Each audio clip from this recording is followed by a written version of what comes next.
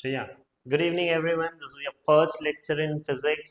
ये आपका पहला लेक्चर है फिजिक्स पे और हम बाकी के सब्जेक्ट्स तो अपलोड कर ही रहे हैं आपके लिए।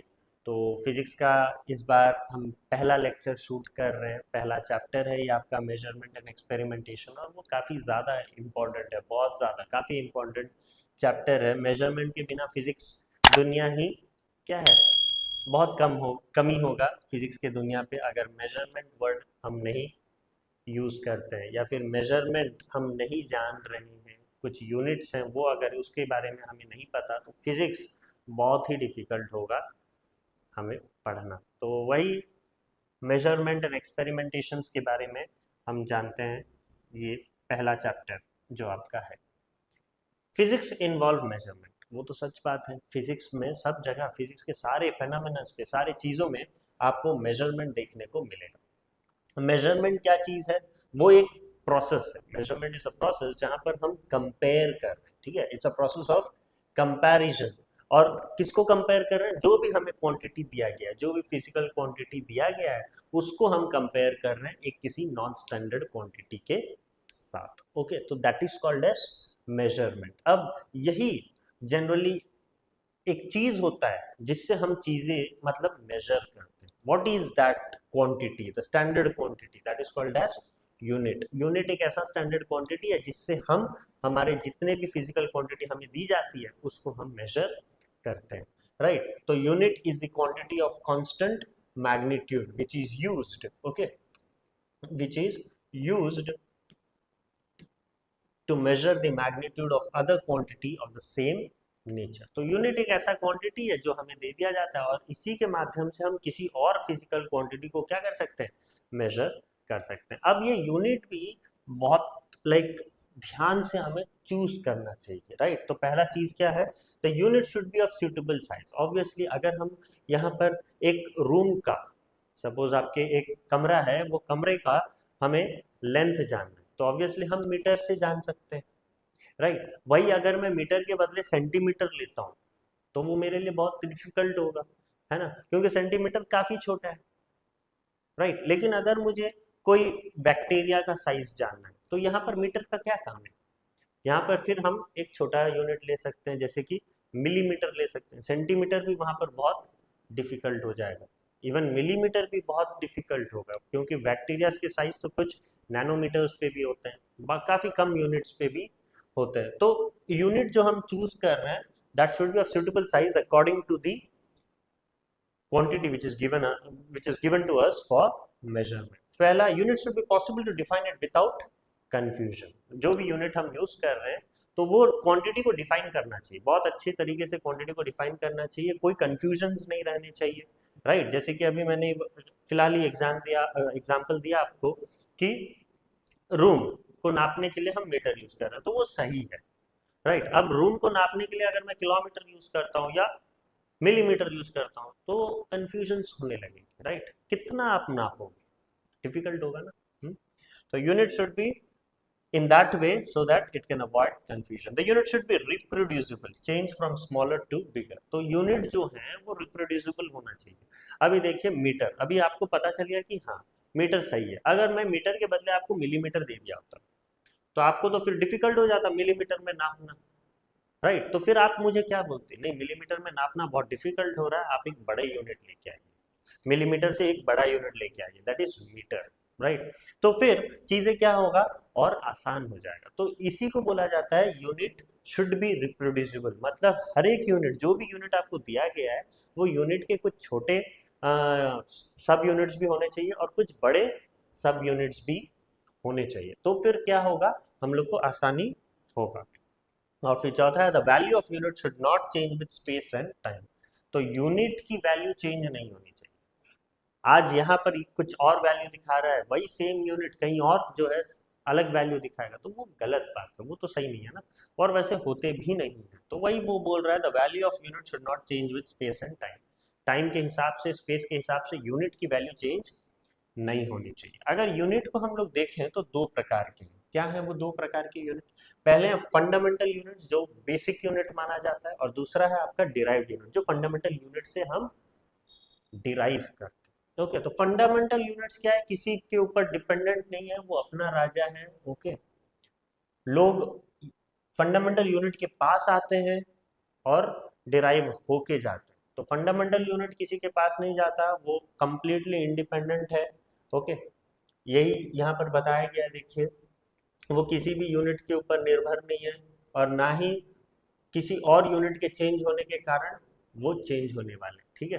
तो वो हमेशा से इंडिपेंडेंट रहे हैं, अगर वो चेंज होता है तो ऑब्वियसली डिराइव्ड यूनिट भी चेंज होंगी। तो फंडामेंटल यूनिट से कोई लेना देना नहीं है, जैसे कि आपका एग्जांपल्स मैंने दिया हुआ है, ये आपके कुछ 9 फंडामेंटल यूनिट्स हैं, ठीक है। जैसे कि लेंथ मीटर पे नापा जाता है, मास किलोग्राम पे, टेम्परेचर केल्विन पे, टाइम सेकंड पे, लुमिनियस इंटेंसिटी जो बल्ब एंड ऑल में होता है कैंडला पे, इलेक्ट्रिक करंट वही हम लोग वायर में पास करते हैं जो एम्पियर में नापा जाता है, अमाउंट ऑफ सब्सटेंस केमिस्ट्री में होगा वो, ठीक है, जिसको हम मोल पे नापते हैं, एंगल आपके फिजिक्स और मैथ्स में यूज होता है जिसे हम रेडियन पे नापते हैं, और सॉलिड एंगल अगर है तो हम किस पे नापते हैं, स्टेरेडियंस पे। तो ये कुछ 9 क्वांटिटीज हैं, 9 फंडामेंटल क्वांटिटीज हैं जो किसी के ऊपर डिपेंड नहीं करते, और वही 9 क्वांटिटी को लेके, वही 9 क्वांटिटी को लेके हमें आगे के बहुत सारे यूनिट्स मिलने वाले हैं, और वही सारे यूनिट्स को हम क्या बोलते हैं, डिराइव्ड यूनिट, जो ये 7 यूनिट से बनते हैं।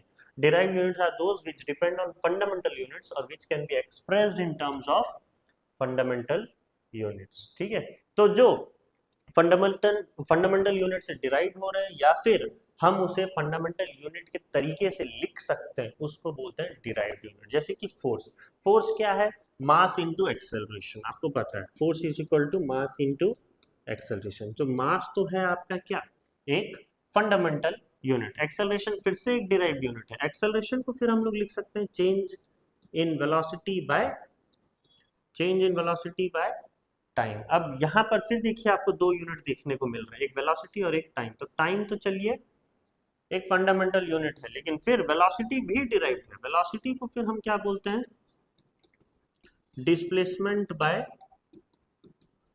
टाइम, जिसमें ये दोनों जो है आपके फंडामेंटल यूनिट्स हैं। तो देखिए डिस्प्लेसमेंट बाय टाइम से बने वेलोसिटी, वेलोसिटी बाय टाइम से फिर बना एक्सेलरेशन, और फिर एक्सेलरेशन को आप मास के साथ इंटू करते हो तो फिर आपको मिलता है फोर्स। तो चीजें देखिए यहाँ से शुरू हुआ, डिराइव होके वेलोसिटी बना, वेलोसिटी फिर जो है टाइम के साथ मिलके डिवाइड होके एक्सेलरेशन बना, फिर एक्सेलरेशन जो है मास के साथ इंटू होके फोर्स बना। अब फोर्स को फिर अगर मैं एरिया के साथ कर दूं डिवाइड तो वो मुझे प्रेशर देगा। ओके, तो इस तरीके का चेन चलता रहता है, राइट। तो ये सारे क्या हैं, एक डिराइव्ड यूनिट्स हैं, ठीक है। यहाँ पर आप प्रेशर को एक डिराइव्ड यूनिट बोलेंगे, फोर्स को एक डिराइव्ड यूनिट बोलेंगे, एक्सेलरेशन को एक डिराइव्ड यूनिट बोलेंगे, वेलोसिटी को एक डिराइव्ड यूनिट बोलेंगे। ओके, तो ये सारे जो है आगे हम पढ़ने वाले हैं और डिटेल में। तो ये सारे एग्जांपल हैं, फोर्स, प्रेशर, एक्सेलरेशन, बहुत सारे आपको डिराइव्ड यूनिट्स देखने को मिलेंगे, ठीक है। तो चैप्टर के अंत में एक टेबल है डिराइव्ड यूनिट का, वो हम डिस्कस करने वाले हैं, थोड़ा समय दीजिए हमें। Next, system of unit. क्या है सिस्टम ऑफ यूनिट, पहला है आपका सीजीएस यूनिट। सीजीएस यूनिट क्या है, फ्रेंच सिस्टम पे CGS stands for centimetre gram second. फिर होता है आपका FPS, FPS is foot pound second unit, okay, British system है वो।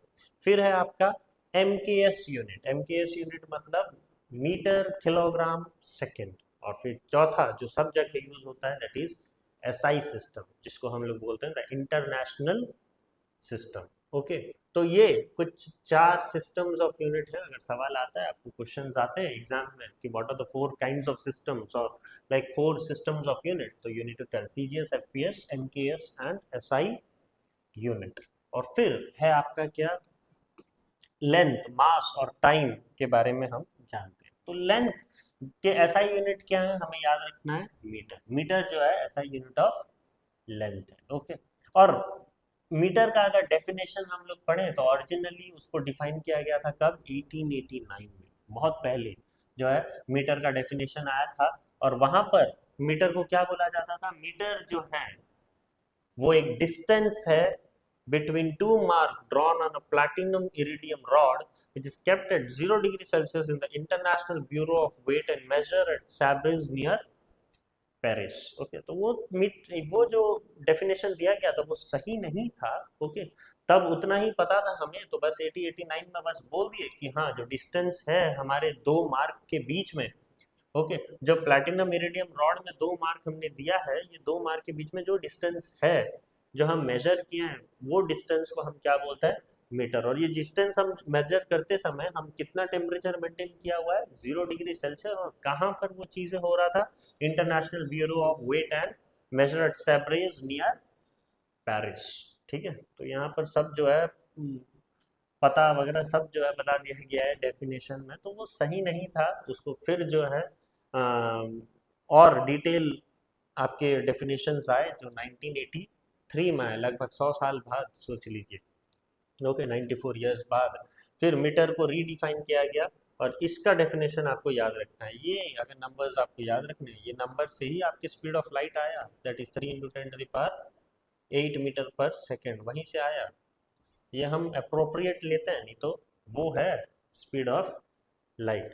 So 1983, the meter was redefined in terms of speed of light, according to which 1 meter is a distance traveled by light in dash of a second in air, 1 by 299792458. Okay, तब जो है 1983 में बोला गया कि हाँ 1 मीटर वो distance है जो लाइट ट्रेवल करता है। ठीक है, जो लाइट ट्रेवल करता है 1 सेकेंड पे, और लाइट कितना ट्रेवल करता है, 1/299792458 of a second. ओके, अब कुछ सब यूनिट्स हैं मीटर के, जैसे कि सेंटीमीटर। सेंटीमीटर क्या है, 1/100 मीटर। आपको पता है centimetre 1 cm is equal to 0.01 metre, ये आपको याद रखना है। ठीक है, मिलीमीटर इससे छोटा है, 1 मिलीमीटर अगर हम लोग बोले तो 0.001 मीटर। ठीक है, ये दोनों छोटे यूनिट्स। फिर आपके माइक्रोमीटर आते हैं, वो उससे भी छोटा है। ठीक है, वो सोच लीजिए आप 10⁻⁶ मीटर है। ओके, फिर इससे भी छोटा हम लोग के पास नैनोमीटर है, 10⁻⁹ मीटर। किलोमीटर उससे बड़ा है। ओके, ये बड़े यूनिट्स आने लग गए। किलोमीटर क्या होता है, 1000 मीटर। ठीक है, फिर एस्ट्रोनॉमिकल यूनिट आता है, एस्ट्रोनॉमिकल 1.496 × 10⁻11 मीटर, ये भी बड़ा है एस्ट्रोनॉमिकल यूनिट्स। ओके, आपके जो प्लैनेट्स वगैरह होते हैं, एस्ट्रॉइड्स वगैरह होते हैं, वो नापा जाता है इसमें। ठीक है, पार्सेक, पार्सेक काफ़ी बड़ा है, और 3.08 × 10⁻16 मीटर, ये सबके वैल्यूज आपको जानने हैं, क्वेश्चन आते हैं। राइट, फिर एमस्ट्रॉन्ग है, 1 angstrom is equal to 10⁻10 metre. फिर 1 फर्मी है, 10⁻15 मीटर। फिर आपके लाइट ईयर आते हैं। जनरली आप सोचिएगा ये लाइट ईयर है तो ये टाइम का यूनिट है, आप सोचेंगे, लेकिन वो गलत है। Light year is a unit of length. 1 light year is equal to 9.46 × 10⁻12 kilometre. Okay, ध्यान दीजिएगा। फिर लाइट मिनट है, लाइट सेकंड है। लाइट मिनट जो है 1.8 × 10⁻10 मीटर, उसी को बाई 60 किए हैं हम। ओके, तो फिर 1 लाइट सेकेंड जो है आपको नहीं, बाई 60 नहीं किया हमने, ये तो ईयर है, उसको मिनट में कन्वर्ट करते समय हमने डिवाइड किया होगा, ईयर को कन्वर्ट करिए मिनट पे, वो चीज़ डिवाइड हुआ है, तो फिर इतना आया आंसर आपका। ओके, फिर उसको बाई 60 करेंगे तो हम 3 × 10⁸ मीटर आने वाला है। ओके, बाई 60 करेंगे तो 3 × 10⁸ मीटर जो है 1 लाइट सेकेंड। ओके, तो ये सारे यूनिट्स आपको ध्यान देने हैं। ओके, एक सवाल आता है जैसे कि यहाँ पर नैनोमीटर है 10⁻⁹ और एमस्ट्रॉन्ग है 10⁻10। तो 10⁻⁹ मीटर है आपका नैनोमीटर, और एमस्ट्रॉन्ग क्या है, 10⁻10 मीटर। तो अगर मैं 1 नैनोमीटर बोलूँ तो वो कितना होगा, 10⁻10 बाय 10⁻9 एमस्ट्रॉन्ग होगा कि नहीं? तो ये ऊपर चला जाएगा तो क्या हो जाएगा, +9। तो that is 1 nanometre is equal to 1/10 angstrom. Okay, या फिर आप बोल सकते हो 1 angstrom is equal to 10 nanometre. तो ये भी एक सवाल आता है। ठीक है, ये रिलेशन है नैनोमीटर और एमस्ट्रॉन्ग पे। राइट, वैसे आपके बुक में पार्सक और लाइट ईयर का भी जो है डिफरेंट और लाइक कंपैरिजंस होंगे, तो वो सारी चीज़ें आपको एक बार देख लेना है, राइट। फिर आता है आपका मास। मास क्या है? इन 1889 1 kg was defined as the mass of a cylindrical piece of platinum iridium alloy kept at International Bureau of Weight and Measure at Sèvres near Paris. तो ये भी पहले एक डेफिनेशन दिया गया था, ओके, केजी का, मास का भी, ओके, जो फिर उसको नहीं माना गया था। बाद में फिर एक लेटेस्ट डेफिनेशन आया था मास का, और वो जो डेफिनेशन आया था मास का वो किसके बेसिस पे आया था? प्लैंक कांस्टेंट के बेसिस पे आया था। पढ़ोगे, ये बहुत ज़्यादा जरूरी चीज़ है, ओके। प्लैंक कांस्टेंट आएगा आपके फिजिक्स चैप्टर, क्या बोलते हैं, क्लास 12 पे आएगा, ओके। तो फिर latest definition of mass was in terms of fundamental value called Planck constant, और प्लैंक कांस्टेंट का वैल्यू क्या था? 6.62 इंटू 10⁻34 kg मीटर स्क्वायर पर सेकेंड। ये वैल्यू पे जो है मास का लेटेस्ट डेफिनेशन आया था, ओके। तो वैसे बहुत सारी चीज़ें हैं मास को भी जानने के लिए। देखिए, ग्राम है, मिलीग्राम है, क्विंटल है, टन है, सोलर मास है, एटॉमिक मास यूनिट है, वो सारे वैल्यूज आपको याद रखने हैं। ग्राम कितने होते हैं, ठीक है। मिलीग्राम छोटे छोटे यूनिट्स हैं, वो क्विंटल और बड़ा है, 100, टन, हजार, सोलर मास इससे भी बड़ा है, एटॉमिक मास यूनिट छोटा चीज़ है जो अभी हमने पढ़ा था, okay. Atomic mass unit 1 AMU हमने पढ़ा था ना, हाँ, केमिस्ट्री के चैप्टर में हमने पढ़ा था 1 AMU is equal to 1.66 into 10⁻24 gram, कुछ ऐसा पढ़ा था ना, हाँ। तो वो सारे जो हैं रिलेशंस आपको जानना है, राइट। तो ये सारे कुछ छोटे बड़े यूनिट्स हैं किलोग्राम मतलब केजी की।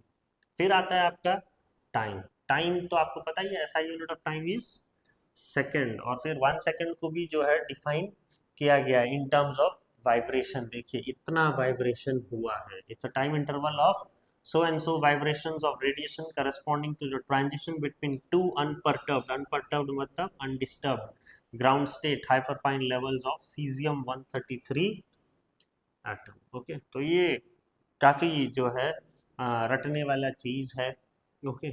टाइम का यूनिट तो आपको सेकंड पता ही है, लेकिन अगर 1 सेकंड बोला जाए तो 1 सेकंड क्या है? वो एक ऐसा टाइम इंटरवल है जिसपे हम इतने वाइब्रेशंस देखने को मिल रहा है। और कहाँ पर देखने को मिल रहा है ये वाइब्रेशंस?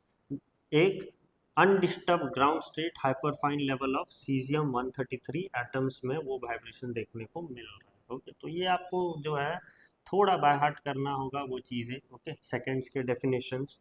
फिर आपके आते हैं solar day is a time taken by the earth to complete one rotation on its own axis, okay.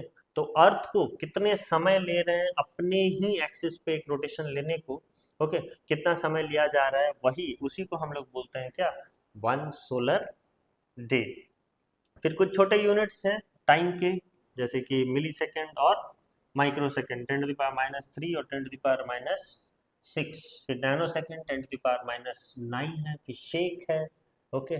फिर मिनट है, आवर है, डे है, लूनर मंथ लगभग हमारे 29.5 डेज होते हैं, वो हिंदी कैलेंडर के हिसाब से होता है, ओके।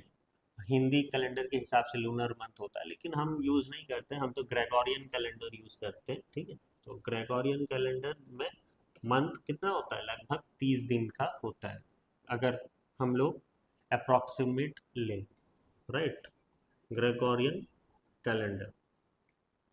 फिर ईयर होता है, फिर ईयर से बड़ा लीप ईयर, एक दिन का फर्क होता है। लीप ईयर से डिकेड, 10 साल, 100 साल, 1000 साल, ठीक है। तो वो होते हैं सब आपके यूनिट्स ऑफ टाइम, राइट। फिर आपको मैंने कुछ एग्जाम्पल लेके आया हूँ डिराइव्ड यूनिट के, जैसे कि area, volume, density, velocity, acceleration, force, work, momentum, ये सब क्या है? डिराइव्ड यूनिट्स है। ये आपके टेबल में दिया होगा, देखिएगा, ओके। एरिया, जैसे कि यहाँ पर मैं बताता हूँ आपको, पहला क्या था? एरिया। एरिया हम कैसे नापते हैं? लेंथ इंटू ब्रेथ, मतलब मीटर इंटू मीटर, तो ये होगा आपका मीटर स्क्वायर, ठीक है। फिर सेकंड आपका क्या था? वॉल्यूम। वॉल्यूम कैसे नापते हैं हम लोग? Length into breadth into height, तीनों आप मीटर से ही नापेंगे, तो metre into metre into metre, आपके कितने होंगे? Metre cube, okay. फिर तीसरा, तीसरा क्या था? Density, okay. डेंसिटी क्या होता है,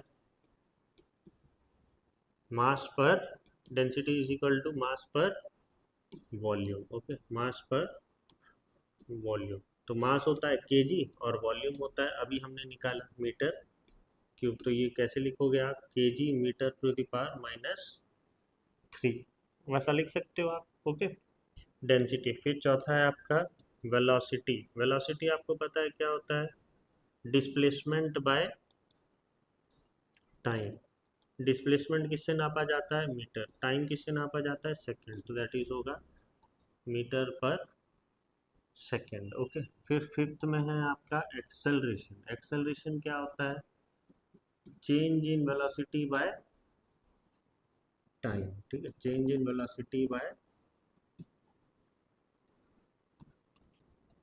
टाइम। चेंज इन वेलोसिटी क्या होता है, v minus you by time, कितना, t। तो ये होता है वेलोसिटी। तो आपने पता ही है, अभी निकाला हमने, मीटर पर सेकंड, और टाइम होता है फिर से सेकंड, तो मीटर पर सेकंड स्क्वायर। तो आप इसको कैसे लिख सकते हो, ms टू द पावर -2। तो ये था आपका एक्सेलरेशन। फिर इसके बाद क्या है, फोर्स है, वर्क है, मोमेंटम है।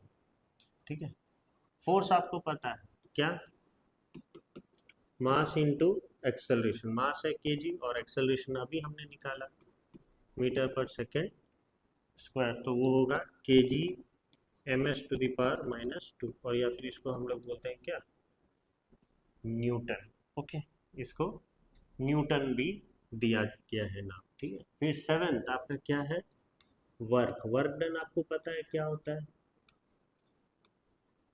Force into displacement. Okay, force अभी आपने निकाला क्या, केजी मीटर पर सेकंड स्क्वायर इनटू फिर डिस्प्लेसमेंट, दैट इज मीटर। तो हम उसको कैसे लिख सकते हैं, kg metre square second to the power -2, या फिर इसको एक और नाम से भी जाना जाता है, दैट इज क्या, जूल। ओके, ये है आपका वर्क डन। ठीक है, और फिर 8, मैं कहाँ लिखूँ, मैं 8 यहाँ लिख देता हूँ। ओके, 8 है आपका क्या, मोमेंटम। ओके, मोमेंटम क्या होता है, p से डिनोट किया जाता है, that is mass into velocity. तो kg इनटू वेलोसिटी क्या है आपका, मीटर पर सेकंड, तो kg मीटर पर सेकंड। ओके, और इसको हम नैनो सेकंड भी, सॉरी, न्यूटन सेकंड भी बोलते हैं। न्यूटन सेकंड कैसे बोलते हैं, देखिए, अगर मैं, न्यूटन हमारा क्या है, केजी मीटर पर सेकंड स्क्वायर है ना, केजी मीटर पर सेकंड स्क्वायर है ना, उसको अगर मैं एक सेकंड के साथ मल्टीप्लाई करता हूँ तो एस एस कट जाएगा, तो फिर बचेगा क्या, केजी मीटर पर सेकंड, और केजी मीटर पर सेकंड ही होता है क्या, मोमेंटम। ओके, तो उसको नैनो सेकंड भी बोला जाता है। तो ये कुछ 8 चीज़ें हैं, आप जाने। और भी मैंने कुछ लेके आया हुआ है। नाइन्थ में है आपका टॉर्क। ओके, तो टॉर्क देखिए क्या होता है, टॉर्क को मोमेंट ऑफ फोर्स भी बोला जाता है। ओके, मोमेंट ऑफ फोर्स पहला चैप्टर ही पढ़ोगे क्लास 10 में। टॉर्क टाउ से डिनोट होता है। ओके, और टाउ इज इक्वल टू क्या होता है, force into perpendicular distance. Okay, force into perpendicular distance, और फोर्स हमने निकाला हुआ है केजी मीटर पर second square into perpendicular distance, वही मीटर होगा। तो ये हो जाएगा केजी मीटर पर सेकेंड, मीटर स्क्वायर पर सेकेंड स्क्वायर, और या फिर इसको हम न्यूटन मीटर भी बोल सकते हैं, क्योंकि फोर्स है आपका न्यूटन और डिस्टेंस है मीटर, तो न्यूटन मीटर भी बोला जाता है। राइट, फिर हम लोग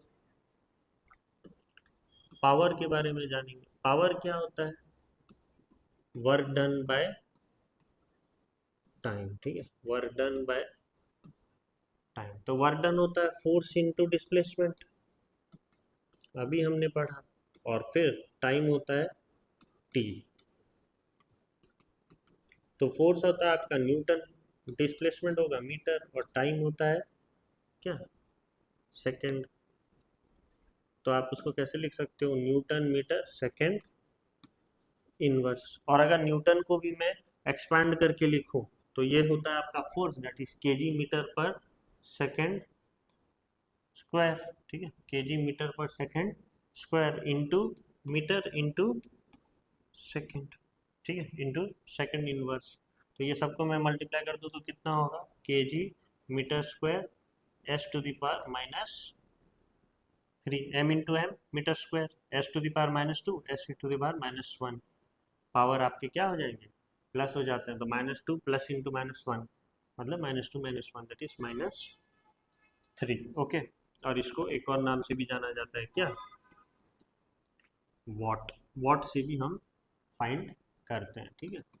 ये पावर था। फिर 11th में आपका क्या है, प्रेशर। प्रेशर क्या होता है, force by area. Force by area कैसे निकालोगे आप, फोर्स तो अभी आपने निकाला, केजी मीटर पर सेकेंड स्क्वायर, है ना, और एरिया क्या होगा, मीटर स्क्वायर। तो मीटर और ये गया तो बचा क्या, के जी, एम ऊपर आएगा तो m टू द पावर -1 और सेकेंड टू द पावर -2। समझ में आ रहा है।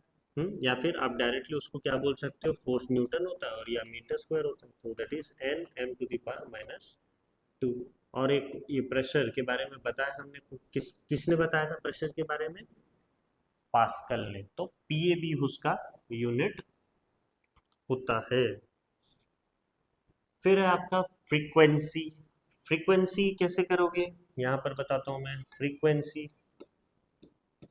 फ्रीक्वेंसी होता है 1 बाय टाइम पीरियड, ठीक है। फ्रीक्वेंसी होता है 1 by time period, that is आप सिंपली बता सकते हो इसका सिंबल क्या होगा, एस टू द पावर -1। या फिर ये साइंटिस्ट जो फ्रीक्वेंसी के बारे में हमें बताया था जिसका नाम था क्या, हर्ज। ओके, तो सेकंड इनवर्स या फिर हर्ज के नाम से डिनोट होता है।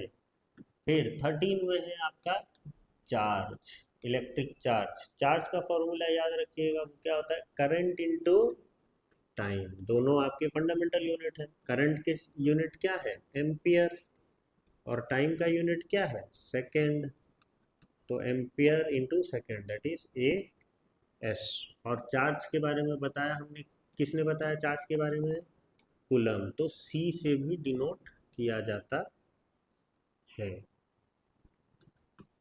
फिर 14 में हम लोग पढ़ने वाले हैं पोटेंशियल के बारे में, ठीक है। पोटेंशियल क्या होता है, फॉर्मूला वर्डन बाय चार्ज। वही वर्डन जो हम पहले डिस्कस किए थे, that is force into displacement by charge. अभी आपका आया क्या, एम्पियर इनटू सेकेंड। तो फोर्स को आप कैसे लिख सकते हो, newton metre by ampere second. तो उसको आप कैसे लिख सकते हो, newton metre ampere to the power -1 S to the power -1। और अगर न्यूटन को मैं लिखूंगा, फोर्स जो होता है वो क्या होता है, केजी मीटर पर second square into metre into ampere -1 into second -1। तो मीटर इंटू मीटर हो जाएगा केजी मीटर स्क्वायर।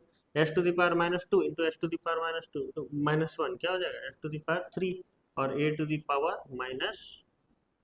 -1। तो वैसे भी हम लिख सकते हैं। और अगर सिंपली आपको लिखना है तो इसका एक फॉर्मूला है, इसका एक नाम है, दैट इज वोल्ट। साइंटिस्ट जो पोटेंशियल के बारे में बताए थे वो क्या है, वोल्ट।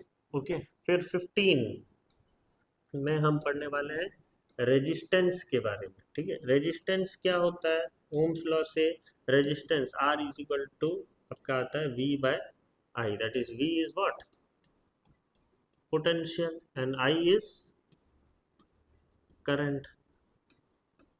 तो पोटेंशियल है आपका वोल्ट और करंट है आपका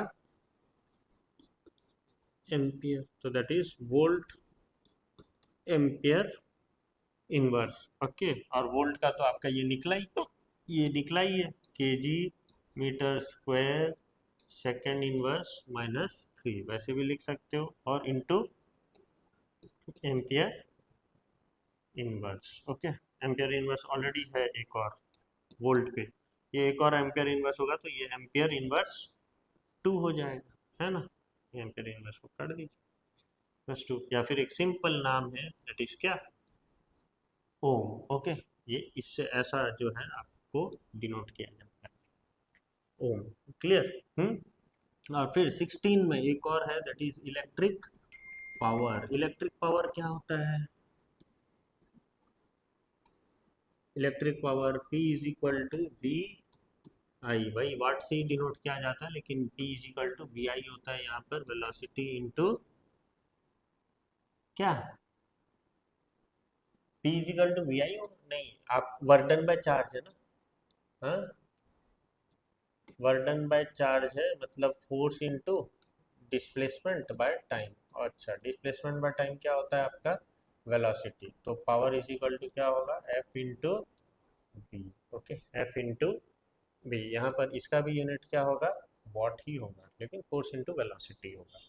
ये इलेक्ट्रिक पावर, तो ये समझ में आया आपको, ये सारे चीज़ों का मैंने आपको बता दिया है ना,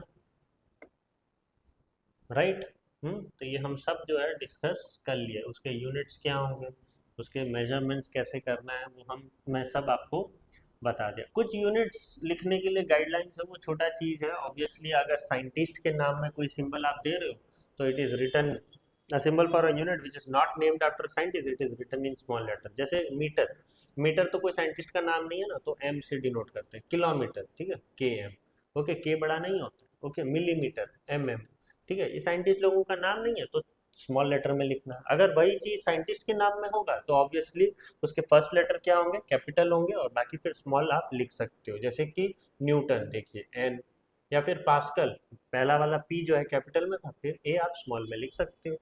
ओके, फिर तीसरा, the full name of the unit irrespective of the fact whether it is named after a scientist or not is always written with a lower initial letter. Okay, तो वही चीज है, जो फुल नेम अगर आपको लिखना है, ठीक है, फुल नेम आप ऑब्वियसली शॉर्ट फॉर्म लिख रहे हो, अगर आपको फुल नेम लिखना है तो वो साइंटिस्ट के नाम में हो ना हो, आप उसको क्या लिखोगे, छोटे यूनिट में ही लिखोगे। जैसे पूरा मीटर लिख रहे हो तो METERE, ओके, न्यूटन पूरा लिख रहे हो तो NEWTOR, वैसा लिखोगे आप। ओके, वो बोल रहा है a compound unit found by multiplication of two or more unit is written after putting a dot, cross or leaving a space between the two symbol। Okay, तो ऑब्वियसली जैसे दो यूनिट से बन रहा है, जैसे कि आपका टॉर्क में बन रहा था न्यूटन मीटर, तो आप थोड़ा गैप रखिएगा, वो बोल रहा है, ठीक है, थोड़ा एक गैप रखिएगा, या फिर आप डॉट दे दीजिएगा न्यूटन डॉट मीटर, या फिर एक क्रॉस दे दीजिएगा, वो बोल रहा है, ठीक है, सबसे बेहतरीन तरीका है डॉट देना। Okay, negative power is used for a compound unit which are found by dividing one unit by the other। Okay, जैसे कि हम लोग यहाँ पर मीटर पर सेकंड था, ओके, मीटर पर सेकंड स्क्वायर है, तो हम वैसे नहीं लिख सकते, वो बोल रहा है डिवाइड को ओमिट करने के लिए आप नेगेटिव पावर दे दीजिए। ओके, लेकिन आप वैसे मत लिखिएगा, राइट, मीटर पर सेकंड स्क्वायर को आप पावर में लिख सकते हो, लेकिन वैसे फ्रैक्शंस पे नहीं लिख सकते। Okay, a unit in its shorter form is never written in plural. Okay, तो ऑब्वियसली यहाँ पर यही बोला जा रहा है कि अगर आप प्लूरल में suppose metres, okay, metres, okay, तो फिर ऐसा आप अगर ये मीटर को स्मॉल लिख दोगे ना एम, और फिर ऐसा एस लगा दिए, ओके, तो फिर ये मीटर्स नहीं कहला जाएगा, वो मिली सेकेंड हो जाएगा। ओके, तो वही गलत बोल रहा है वो, प्लूरल में मत लगाइएगा, एस मत लगाइएगा। अगर पूरा लिख रहे हो तो एस लगा सकते हो, अगर शॉर्ट फॉर्म लिख रहे हो तो एम एस मत लिखिएगा, तो वो अलग हो जाता है, राइट। तो वही वो बोल रहा है, to avoid power of 10 in the magnitude of a quantity, prefix can be used with its unit। Okay, हाँ, तो वो चीज़ है, अगर 10 के मल्टीपल्स पे आपके आ रहे हैं तो उसको अवॉइड करिएगा, इससे बदले प्रीफिक्स यूज कर लीजिएगा, तो वो सही रहेगा। तो इसके बेसिस पे जितने भी हमने आज क्वेश्चंस, लाइक जितने भी हमने रिलेशनशिप किए थे, जितने भी आपके यूनिट्स बताए गए थे, ये यूनिट्स के कन्वर्जन आपको याद रखना है, और उसी के बेसिस में ये मैंने कुछ आपको न्यूमेरिकल्स दिए, तो ये प्लीज़ आप ये न्यूमेरिकल्स आपकी कॉपी में करिएगा, एक बार कोशिश करिएगा, अगर नहीं होगा तो फिर आप मुझे डायरेक्टली पूछिएगा, ओके, कि कैसे जो है ये सारे न्यूमेरिकल्स नहीं हुए या कैसे करते हैं, तो मैं आपको बताऊंगा अच्छे से कि ये न्यूमेरिकल कैसे करते हैं, आप एक बार कोशिश करिएगा, राइट। तो इसी से हमारा फर्स्ट जो है एक्सरसाइज खत्म होता है। ओके, फर्स्ट एक्सरसाइज खत्म होता है। होप आपको समझ में आया होगा सारी चीज़ें फिजिक्स के, राइट। और मैं बार बार आपको बोल रहा हूँ कि ये एक्सरसाइज बहुत ज़रूरी होता है, आगे के सारे चैप्टर्स ये एक्सरसाइज से रिलेटेड है। जब तक आप मेजरमेंट नहीं सीखोगे, जब तक आप रिलेशंस नहीं जानोगे, तो चीज़ें बहुत डिफिकल्ट होगा। ओके, न्यूमेरिकल्स फिजिक्स जो है 70% न्यूमेरिकल सब्जेक्ट है, तो उसके लिए आपको यूनिट्स जानना बहुत जरूरी है। ओके, तो ये सारी बेसिक यूनिट्स पढ़ लीजिए। Right, thank you so much.